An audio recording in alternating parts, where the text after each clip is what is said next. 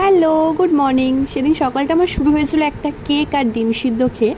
তো এখানে খাওয়া দাওয়া করে আমি করে নিয়েছিলাম স্নান। তারপরে আমি এখানে বসেছিলাম একটু বিস্কিট খেতে। শুধু খেলেই তো হবে না, একটু জলও খেতে হবে তার সাথে। দেন দুপুরের লাঞ্চটা কমপ্লিট করে রেডি হয়ে বেরিয়ে পড়েছিলাম একটু ডক্টর দেখাতে যাব বলে।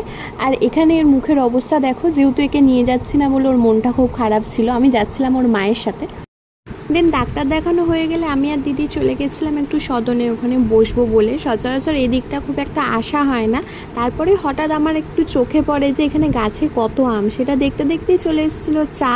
সেই চাটা খেয়ে সেখান থেকে বেরিয়ে গেছিলাম একটা আর্ট এক্সিবিশনে। এখানে যেই সব ছবিগুলো রয়েছে সব হাতে আঁকা, এত দারুণ লাগছিল দেখতে।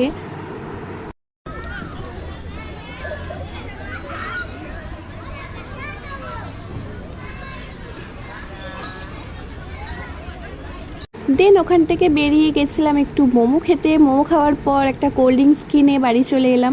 আচ্ছা বলো তো তোমরা এইগুলোর নাম জানো কিনা, কে কে খেয়েছো? আর ভিডিওটা ভালো লাগলে লাইক কমেন্ট শেয়ার করে দিও। টাটা।